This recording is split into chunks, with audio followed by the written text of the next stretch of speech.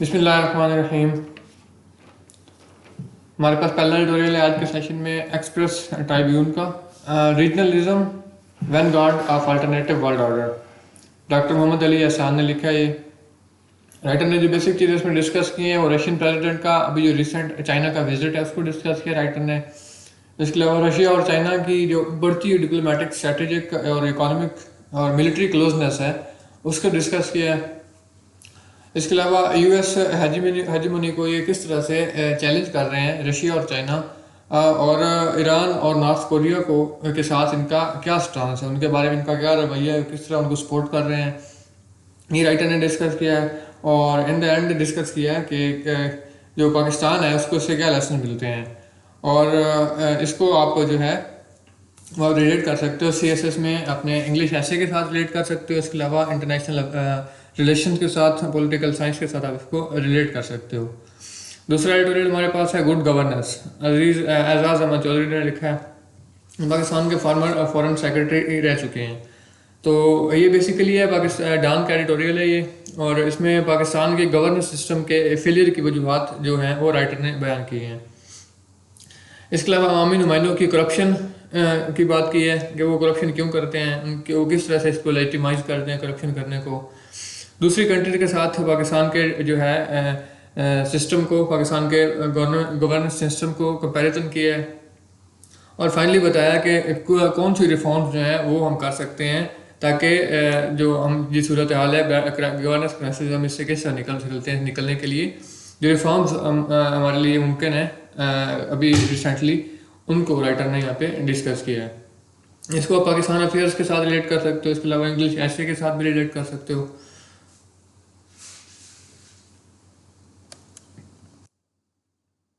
बिस्मिल्लाहिर्रहमानिर्रहीम। बिस्मिल्लाहिर्रहमानिर्रहीम। इन्नल्लाह ला यगफिरु अन युश्रका बिही व यगफिरु मा दून ज़ालिका लिमन यशा व मन युश्रिक बिल्लाहि फ़क़द इफ्तरा इस्मन अज़ीमा। Indeed, Allah does not forgive association with Him, but He forgives what is less than that for whom He wills. And he who associates others with Allah has certainly fabricated a tremendous sin. बेशक अल्लाह इस बात को नहीं बख्शेगा कि उसका शरीक बनाया जाए, वो बख्श देगा जो इसके अलावा है जिसे चाहेगा, और जो अल्लाह का शरीक बनाए तो यकीनन उसने बहुत बड़ा गुनाह गढ़ा। इस आयत में अल्लाह ताला ने शिरक की जो है शिरक के गुनाह की एक हैबतनाकी को बयान किया है कि ये किस कदर हैबतनाक और बड़ा गुनाह है कि अल्लाह ताला ने फरमाया कि अल्लाह ताला हर गुनाह को माफ़ कर देंगे सिवाय शिरक के। शिरक क्या है? शिरक बेसिकली है कि अल्लाह ताला की ज़ात में किसी को शरीक ठहराना, कहना कि अल्लाह कोई किसी इंसान जो है वो ज़ाती तौर पर अल्लाह ताला का जो है वो बराबर है या उसका हिस्सा है, नौज़ुबिल्लाह। जिस तरह ईसाइयों ने कहा कि ईसा अलैहिस्सलाम जो है वो अल्लाह के बेटे हैं, उनका जुज़ ठहरा दिया। या कुछ लोग कहते हैं कि अम्बिया को कहते हैं कि वो अल्लाह के नूर का हिस्सा है। तो इस तरह से कहना ये शिरक होता है, अल्लाह ताला की ज़ात में शिरक होता है। अल्लाह ताला की सिफ़ात में शिरक कहना है कि अल्लाह की सिफ़ात में कोई शरीक है, यानी कि अल्लाह ताला की सिफ़त है, उसके पास इल्म है। अब कहना है कि किसी के पास अल्लाह के बराबर इल्म है या अल्लाह से ज़्यादा किसी के पास नौज़ुबिल्लाह इल्म है, तो ये अल्लाह की सिफ़ात में शिरक है। और तीसरा होता है अल्लाह ताला की इबादत में शिरक। ये सबसे ज़्यादा पाया जाता है ये इबादत में शिरक कि अल्लाह ताला के अलावा किसी और की इबादत करना, किसी को सजदा करना, चाहे वो बुत हो या चाहे वो औलिया की कबूर हो या किसी जिंदा इंसान को सजदा करना या उसकी दुआ मांगना। असल में दुआ मांगने अल्लाह ताला ने फरमाया है कि दुआ जो है वही असल में इबादत। अल्लाह के नबी ने फरमाया दुआ वल इबादत। तो दुआ करना किसी से, ये भी अल्लाह ताला के अलावा किसी से दुआ करना, ये भी अल्लाह ताला के साथ शिरक है।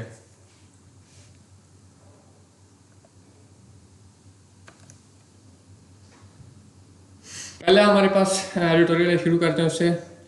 तो बेसिकली ये डील कर रहा है यूएस हेजीमनी को किस तरह से रशिया और चाइना जो है वो चैलेंज कर रहे हैं through out the world.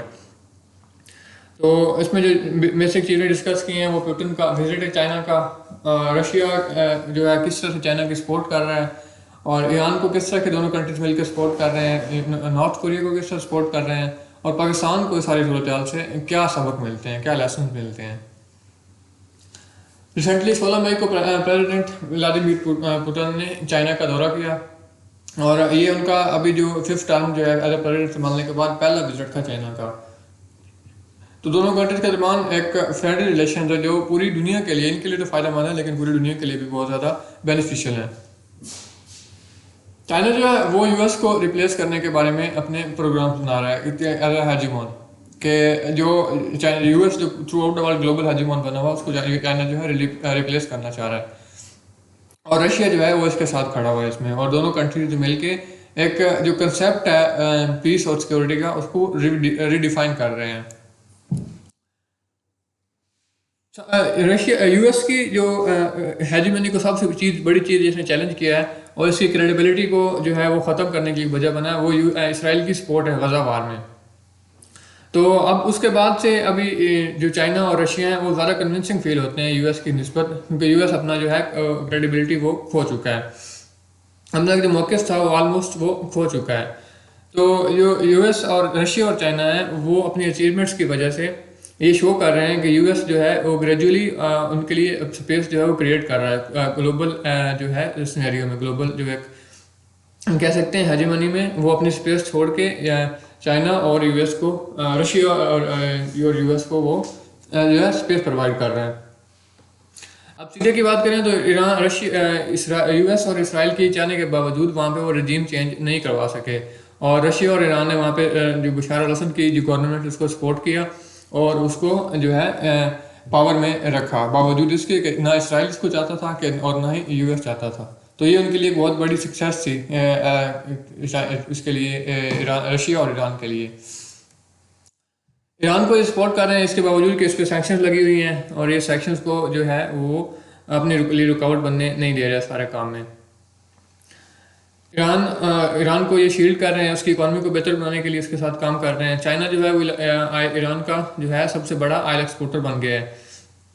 Russia की बात करें तो रशिया जो है वो 27% जो है उसका इंपोर्ट्स में ऑयल इंपोर्ट्स में इंक्रीज हुआ है। ईरान को जितनी एक्सपोर्ट कर रहे थे उसमें 27% जो है इंक्रीज हुआ है। और रशिया की वजह से ही न्यूक्लियर डील जो 2015 में आपको याद होगा एक न्यूक्लियर डील हुई थी यूएस और ईरान के दरमियान में, तो वो रशिया की वजह से ही हुई थी और ट्रंप ने इसको रिवर्स कर दिया था। उसके बाद अब ईरान इसको रिफ्यूज़ कर रहा है, वो किसी किस्म की निगोशिएशन नहीं करना चाह रहा है। ईरान और नॉर्थ कोरिया को सैंक्शन लगी हुई हैं तो उनके जितने भी एसेट्स थे आउटर कंट्रीज़ में वो फ्रोज कर दिए गए थे, लेकिन रशिया ने उनको अनफ्रोज रखा हुआ है। और 2023 में रशिया और ईरान ने लोकल करेंसी में ट्रेड के लिए भी एक एग्रीमेंट साइन किया है। तो ये सारी सूरत हाल देख सकते हैं कि जिस तरह चाइना और रशिया ईरान को सपोर्ट कर रहे हैं यूएस के खिलाफ, इसको भी मेंबर बना दिया उन्होंने एससीओ का, उसके अलावा उसको ब्रिक्स में को ज्वाइन करने के लिए इन्वाइट कर रहे हैं। तो ये ईरान की जो एक स्टैंडिंग है throughout the region, throughout the कह लें कि आप ग्लोब कह लें, वो इसको इन्हांस कर रहे हैं यूएस के सैंक्शन के खिलाफ, यूएस सैंक्शन के बरक्स। तो यूएस के लिए ये क्लियर मैसेज है कि जिस तरह यूएस अपने जो है अरब स्प्रिंग के दरमियान देखें तो उसने अपने एलिज को जो अरब में थे उनको अकेला तनहा छोड़ दिया था, तो रशिया और चाइना जो है वो ऐसा नहीं करने वाले, वो अपने इत्तेहादियों के पीछे खड़े हैं। तो रशिया और चाइना के लिए ये एक अच्छा इंडिकेटर है कि किस तरह से वो अपना इन्फ्लुएंस जो है वो ग्लोबली इंक्रीज कर रहे हैं। चाइना जो है वो रशिया को सपोर्ट कर रहा है यूक्रेन वार के दरमियान में, तो ये एक बहुत बड़ा जो है सिग्निफिकेंट है एक सिनेरियो कह सकते हैं कि यूक्रेन वार के दरमियान में यूएस की मुखालफत के बावजूद ये रशिया को सपोर्ट कर रहे हैं। रशिया की इकॉनमी ऑलमोस्ट चाइना पर डिपेंड करती है, लेकिन चाइना भी अक्सर जो है इसके साथ बहुत से गेंस हासिल कर रहा है रशिया के रिलेशन के साथ। रशिया जो है वो चाइना का लार्जेस्ट क्रूड ऑयल सप्लायर बन चुका है, यानी सबसे ज़्यादा जो चाइना को ऑयल सप्लाई कर रहे हैं क्रूड ऑयल वो रशिया, और उनकी जो है म्यूचुअल ट्रेड वो $140 बिलियन तक पहुंच चुकी है। रशिया जो है वो अपने मिलिट्री कैपेबिलिटीज़ को भी यूटिलाइज कर रहा है चाइना और ईरान को जो है आगे अपग्रेड करने के लिए, उनकी मिलिट्री को अपग्रेड करने के लिए। चाइना जो सबमरीन्स वहाँ से ले रहा है और ईरान जो है फाइटर जेट्स और डिफेंस सिस्टम जो है वो रशिया से खरीद रहा है। नॉर्थ कोरिया को दोनों कंट्री सपोर्ट कर रहे हैं। फॉर एग्जांपल देखें तो रिसेंटली रशिया ने एक स्पाई सैटेलाइट था नॉर्थ कोरिया का, उसको लॉन्च करने में उनकी हेल्प की है।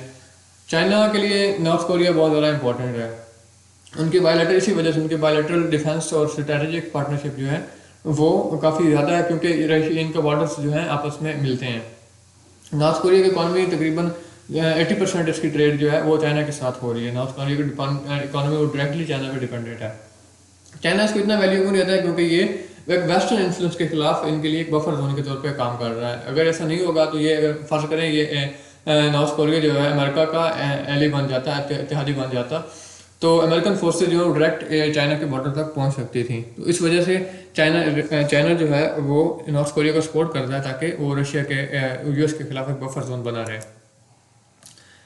चाइना जो है वो इकोनॉमी और अपनी इकोनॉमिक सिक्योरिटी को प्रायोरिटाइज कर रहा है, और वो इस्टेब्लिश कर रहे हैं कि एक न्यू वर्ल्ड ऑर्डर जो है वो इस्टेब्लिश करें, जिसमें रशिया और चाइना जो है वो ग्लोबल हेजीमोन के तौर पे सामने आएंगे, ग्लोबल डोमिनेंस हो। अब मिलिट्री के तौर पे बात करें तो चाइना जो है वो वेस्टर्न पैसिफिक और इंडियन ओशन में 9 एयरक्राफ्ट कैरियर्स जो है लॉन्च करने का प्रोग्राम रखता है 2030 तक, और ये पाकिस्तान की गवादर पोर्ट को भी यूटिलाइज कर सकते हैं अपने मिलिट्री पर्पज़ के लिए। तो और इसके अलावा ये ऑयल ट्रांसपोर्ट करेंगे जो वेस्टर्न चाइना को, तो वो गवादर पोर्ट के तरीके से वो इसको इस्तेमाल कर सकते हैं। तो चाइना को बहुत ज़्यादा स्ट्रेटेजिक एज से एक हासिल हो गया है गवादर पोर्ट की वजह से। पाकिस्तान को भी इससे दूर नहीं रहना चाहिए। जो फास्ट डेवलपिंग जो चेंजेस हो रहे हैं इस रीजन में, इनसे पाकिस्तान को दूर नहीं रहना चाहिए। इंडिया ने चाबहार पोर्ट पे डील की ईरान के साथ यूएस सैंक्शन के बावजूद, तो पाकिस्तान को भी थोड़ा सा आगे अपनी फॉरेन पॉलिसी को एक्सेल करना पड़ेगा। पाकिस्तान को अपनी फॉरेन पॉलिसी जो है वो यूएस के गिर्द रिवॉल्व नहीं करनी चाहिए, क्योंकि पाकिस्तान की फॉरेन पॉलिसी यूएस इंटरेस्ट के ऊपर ही घूम रही हो। पाकिस्तान को ईस्ट के साथ, मशरिक के साथ ताल्लुकात में भी अपने आप को इन्वेस्ट करना चाहिए। क्वेश्चन हमारा हुआ the current president of Syria, शाम के सीरिया के करंट प्रेसिडेंट का नाम क्या है, वो कमेंट बॉक्स में लिखना ना भूलें। गुड गवर्नेंस फैज़ अहमद चौधरी, इसमें टॉपिक डिस्कस करेंगे गवर्नेंस क्राइसिस पाकिस्तान में, उसकी वजूहत क्या हैं और कौन सी रिफॉर्म्स जो है इस क्राइसिस को एंड करने के लिए वो की जा सकती हैं। पाकिस्तान की गवर्नेंस फेलियर के जो है ना एक देखेंगे तो ना मिलिट्री गवर्नमेंट कभी इसमें प्रॉपर सक्सीड हो सकती है, और ना ही इलेक्टेड गवर्नमेंट जो है वो कभी सक्सीड हो सकती है। हमेशा से फेलियर इनके पास आता रहा है। उसकी जो बेसिक वजूहत है, एक तो पॉलिटिकल इनस्टेबिलिटी, कभी भी पाकिस्तान के अंदर जो पॉलिटिकल हालात हैं वो स्टेबल नहीं रहे। ये आए रोज़ मुख्तलिफ हंगामे होते रहे पॉलिटिक्स के डोमेन में। इकॉनमिक पॉलिसीज़ पाकिस्तान का IMF पर डिपेंडेंट होना, इसकी वजह से, और पाकिस्तान की इकॉनमिक जो ख़राब पॉलिसीज़ हैं उनकी वजह से इंस्टीट्यूशन का एक जो वक़ार था वो ख़त्म होता जा रहा है। इंस्टीट्यूशन जो है वो मजबूत नहीं है, करप्शन है, अकाउंटेबिलिटी नहीं है, एहतसाब नहीं हो रहा प्रॉपर तरीके से। अगर हो भी रहा है तो सिर्फ ये कह लें कि इंतकामी अकाउंटेबिलिटी होती है, इंतकामी एहतसाब होता है। मुख्तलिफ गवर्नमेंट एक दूसरे का करती हैं, अपोजिशन का करती हैं, लेकिन प्रॉपर अकाउंटेबिलिटी नहीं होती। तो ये सारी सूरत हाल जो एक परफेक्ट स्टॉर्म के तौर पे एक कह लें कि ये एक मुकम्मल तौर पर एक जो है एक तबाही है पाकिस्तान की गवर्नेंस सिस्टम के लिए। इसमें कोई चीज़ भी अच्छी ऐसी नहीं है जो पाकिस्तान की गवर्नेंस को सपोर्ट कर सके।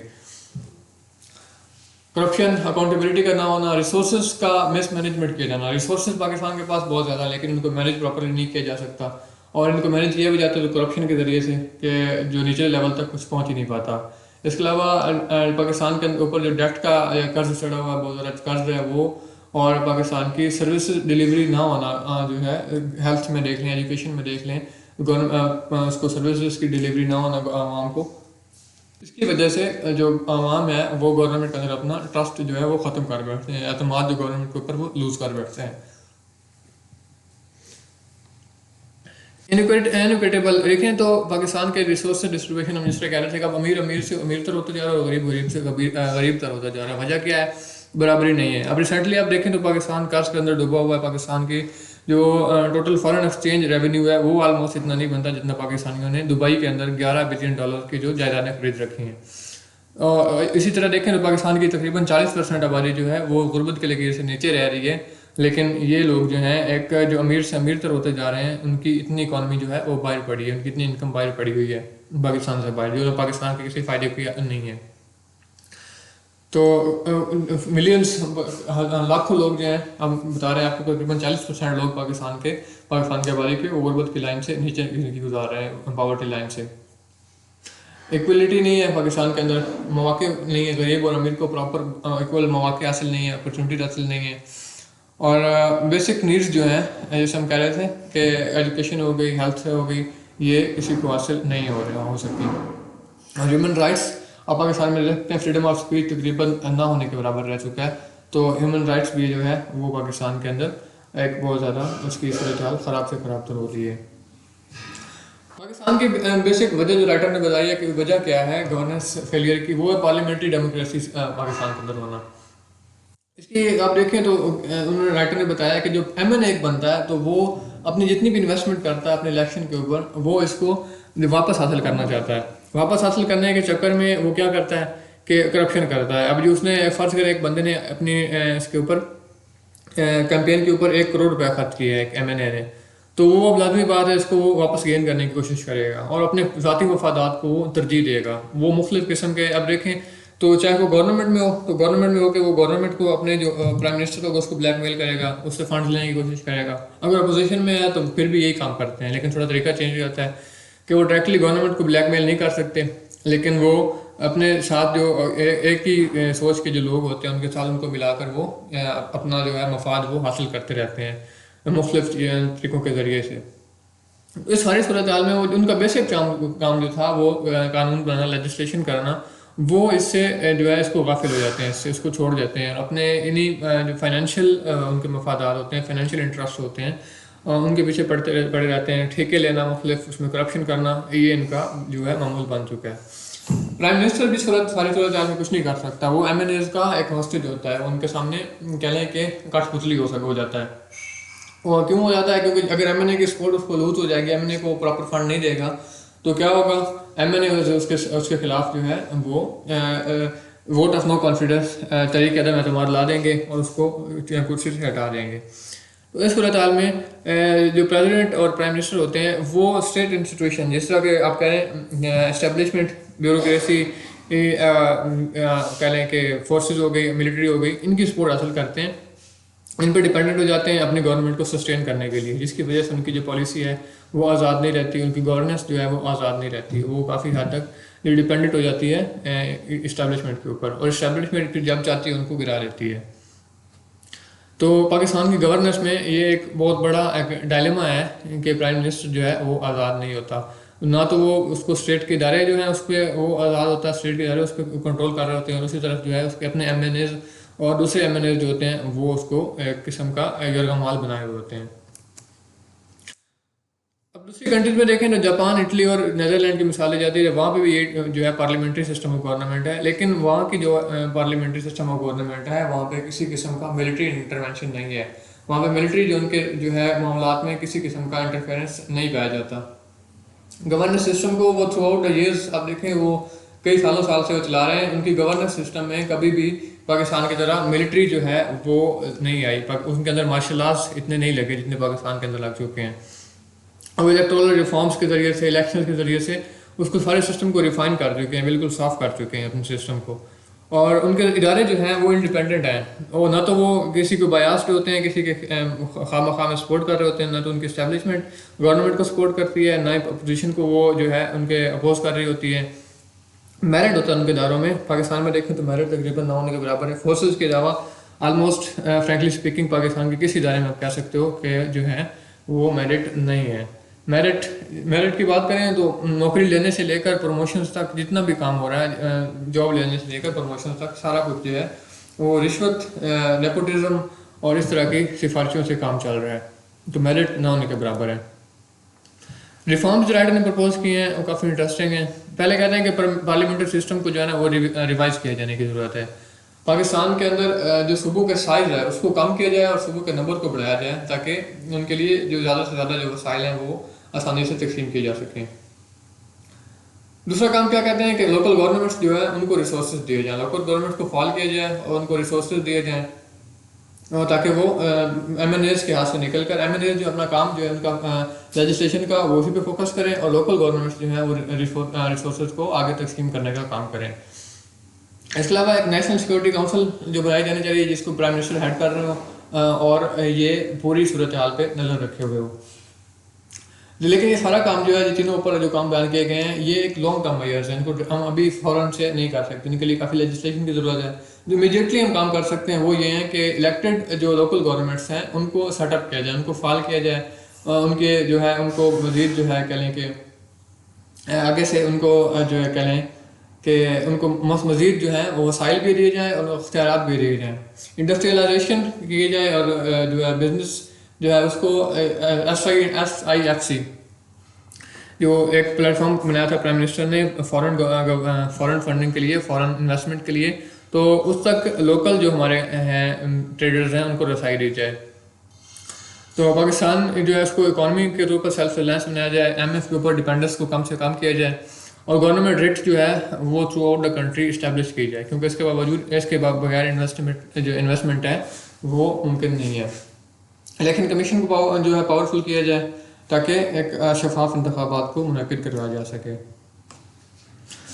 फाइनली राइटर ने बताया कि गवर्नेंस सिस्टम, अच्छा गवर्नेंस सिस्टम क्या होता है, जिसमें सेफ्टी और सिक्योरिटी जो है आवाम की वो उनकी मेन प्रायोरिटी होती है, डिग्निटी होती है, डिग्निफाइड गवर्नमेंट होती है जिसके पास रिसोर्सेज भी होते हैं, मिलिट्री पावर भी होती है और थ्रू आउट द वर्ल्ड उनका अच्छा इन्फ्लुएंस भी होता है। और जो मेन चीज़ चौथी चीज़ बताई वो प्रॉस्पेरिटी ऑफ सिटीजन है, जितने लोग खुशहाल होंगे इतनी गवर्नेंस सिस्टम जो है वो मजबूत होगा। तो पाकिस्तान को इस सारी जो अच्छी गवर्नेंस को, गुड गवर्नेंस को रिस्टोर करने के लिए अर्जेंट रिफॉर्म्स की ज़रूरत है। क्वेश्चन हमारा, name the finance minister of Pakistan, Pakistan के फाइनेंस मिनिस्टर का नाम।